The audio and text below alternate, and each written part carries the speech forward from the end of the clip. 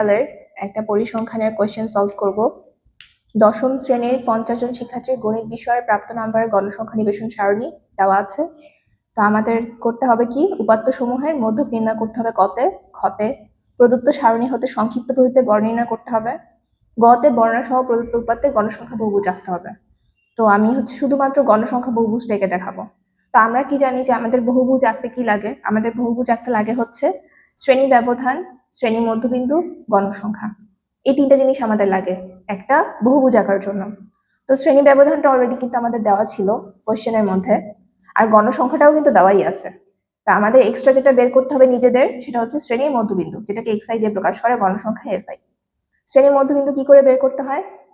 আচ্ছা, যোগ মধ্যবিন্দু বের করার জন্য আমাদের যেটা করতে হবে, শ্রেণী ব্যবধানের সর্বনিম্ন সীমা আর সর্বোচ্চ সীমা দুইটা যোগ করতে হবে। তাহলে এখানে আছে 31 যোগ 40, দুইটা যোগ করে যা পাবো তাকে 2 দিয়ে ভাগ, তাহলে কত হলো 35.5। এই যে 35.5। তারপরে কি আছে, 41 হচ্ছে আমাদের সর্বনিম্ন সীমা, 50 হচ্ছে সর্বোচ্চ সীমা। 41 যোগ 50 ভাগ 2, তাহলে 45.5। এভাবে আমরা প্রত্যেকটা শ্রেণী মধ্যবিন্দু বের করে নিব। আচ্ছা, এবার আমাদের গ্রাফ অঙ্কনের পালা। কিভাবে গ্রাফ অঙ্কন করতে হয় সেটা আমি দেখাবো। প্রথমে আমাদের যেটা করতে হবে সেটা হচ্ছে আমাদের অক্ষ নির্বাচন করতে হবে, যে আমরা কোনটাকে অক্ষ ধরবো, এক্স অক্ষ কোনটাকে ধরবো, ওয়াই অক্ষ কোনটাকে ধরবো।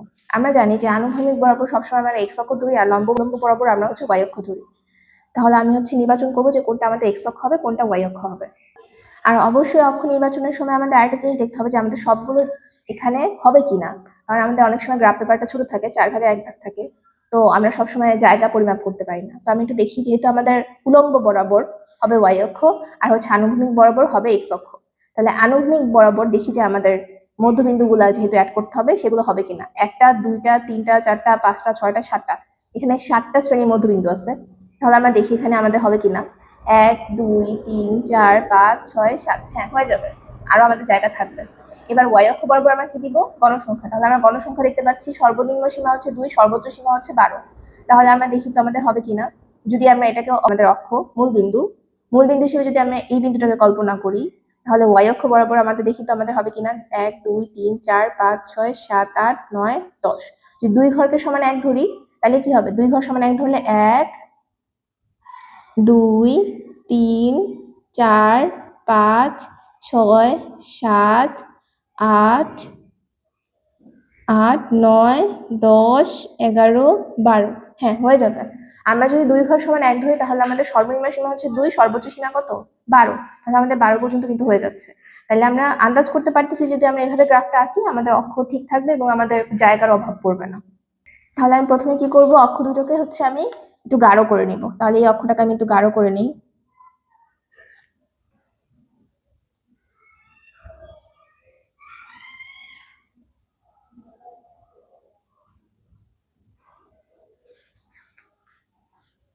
আচ্ছা, আমি অক্ষগুলোকে গাঢ় করে নিয়েছি। এখন আমরা মূল বিন্দুগুলো অ্যাড করব। আমাদের এটা হচ্ছে এক্স অক্ষ আর এটা হচ্ছে ওয়াই অক্ষ, আশা করি দেখা যাচ্ছে। আর এটা হচ্ছে আমাদের মূল বিন্দু, ঠিক আছে। এখন আমরা গণসংখ্যাটা লিখে নিব। আমাদের ওয়াই অক্ষ বরাবর কি হবে, গণসংখ্যা।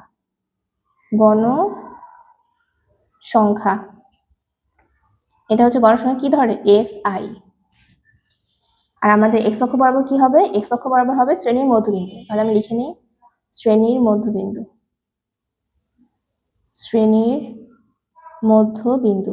মধ্যবিন্দুকে কি দিয়ে প্রকাশ করে, এক্স আই। আচ্ছা, এবার তাহলে আমাদের যেটা করতে হবে, গণসংখ্যাগুলো আমরা লিখে নিব। আচ্ছা, এবার আমরা গণসংখ্যাগুলো লিখে নেব। আমরা প্রতি 2 ঘরকে 1 ধরবো।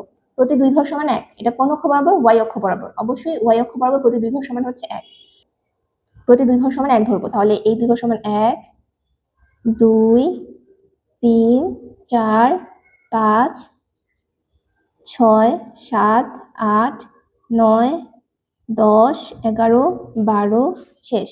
আমাদের যেহেতু সর্বোচ্চ সীমা 12 ছিল, তো আমাদের শেষ হয়ে গেল। তাহলে আমি লিখে ফেলি 2 ঘর সমান 1, তাহলে এটা কি 1 2 3 4 5 6 7 8 9 10 11 12। ওকে, তাহলে এখন আমরা কি করবো, এবার শ্রেণী মধ্যবিন্দুগুলো লিখে নিব। শ্রেণী মধ্যবিন্দু লেখার জন্য আমরা একটা ঘর ফাঁকা দিয়ে নিব, তাহলে আমাদের সুবিধা হবে। তাহলে আমাদের শ্রেণী মধ্যবিন্দু কটা ছিল, 1 2 3 4 5 6 7। অবশ্যই আমি একটা ঘর বাদ দিয়ে কেন নিলাম এটা আমি পরে বলবো। 1 2 3 4 5 6 7 7টা বিন্দু আছে। তাহলে আমি 7টা বিন্দু দেখি 1 2 3 4 5 6 7।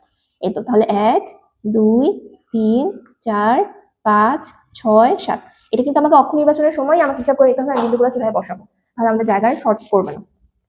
আচ্ছা তাহলে এখন আমরা কি করতে পারি, এখন আমরা হচ্ছে বিন্দুগুলো সেট করে নিই 35.5 45.5। ওকে 35.5 45.5, তারপরটা আছে 55.5 55.5, তারপর 65 75 65.5 75.5, তারপর কি আছে 85 95 85.5 95.5।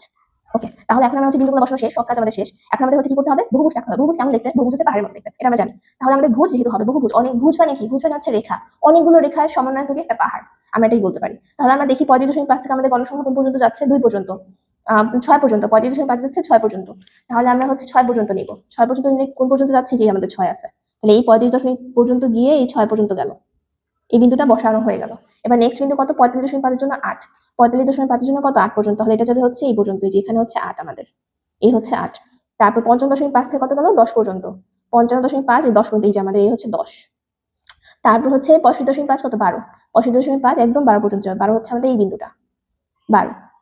তারপর আমাদের কি আছে আমরা একটু দেখি, তারপর 12 পরে হচ্ছে কত, 12 65.5 হচ্ছে 12, তারপর 75.5 5, 75.5 হচ্ছে 5 পর্যন্ত, এটা 5 কোথায়, এই যে এখানে, এখানে হচ্ছে আমাদের 5। তারপর 85 হচ্ছে 7, তারপর 2, 85 হচ্ছে 7, 7 কোথায় পাবো, 7 এই যে এখানটাতে পাবো 7, এটা হচ্ছে 7, আর লাস্টেরটা হচ্ছে আমাদের 2, 2 কোথায়, এই যে এখানে, এই যে এখানটাতে হচ্ছে 2, এই যে এই দাগটা, এই দাগটা হচ্ছে আমাদের 2। ওকে আমাদের বিন্দুগুলো বসানো সব শেষ, আশা করি বুঝা গেছে আমি কিভাবে বিন্দুগুলো বসালাম। এবার আমরা সবগুলো হচ্ছে স্কেল দিয়ে অবশ্যই দাগ দিব, হাত দিতে গেলে অনেকে হাত দিতে বাঁকা হয়ে যায়, আমরা স্কেল ব্যবহার করবো এখানে, সবগুলা পয়েন্ট আমরা স্কেল দিয়ে লিখে দিব। আচ্ছা আমি পেন্সিল ইউজ করি।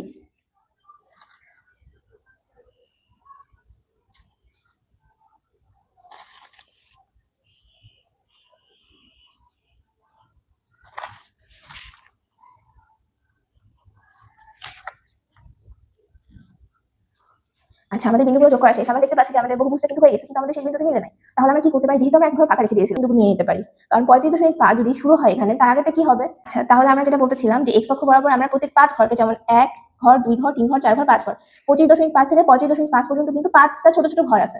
হ্যাঁ এই 5টা ঘরকে আমরা কি ধরছি, 10 একক ধরছি। 10 কিভাবে ধরলাম, এই যে 25.5 থেকে 35.5 কতটুকু, সংখ্যা কতটুকু, এখানে ডিস্টেন্স কতটুকু, 10। 25.5 সাথে 10 যোগ করলি না 25.5, তাহলে 5 ঘরের মান কত, 10। তাহলে 5 ঘরকে 10 একক ধরে শ্রেণীর মধ্যবিন্দু স্থাপন করা হয়েছে মূল বিন্দু থেকে। আচ্ছা শ্রেণীর মধ্যবিন্দুগুলো আমরা স্থাপন করেছি 5 ঘরকে 10 একক ধরে, আশা করি বুঝা গেছে। মূল বিন্দু থেকে, মূল বিন্দু হচ্ছে জিরো বিন্দুটা, মূল বিন্দু থেকে 35.5 পর্যন্ত, এই যে 35.5 পর্যন্ত ঘরগুলোকে বোঝাতে ছেদ চিহ্ন ব্যবহার করা হয়েছে। এই যে 35.5 পর্যন্ত যতগুলো ঘর আছে সবগুলোকে বোঝাতে ছেদ চিহ্ন ব্যবহার করা হয়েছে।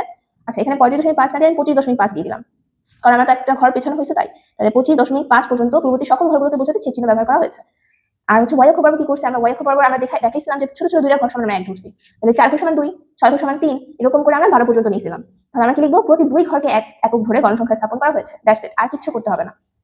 এই হচ্ছে আমাদের গ্রাফ, আশা করি বুঝা গেছে, এটা বাসায় প্র্যাকটিস করে জানা বাজা হয়েছে কিনা।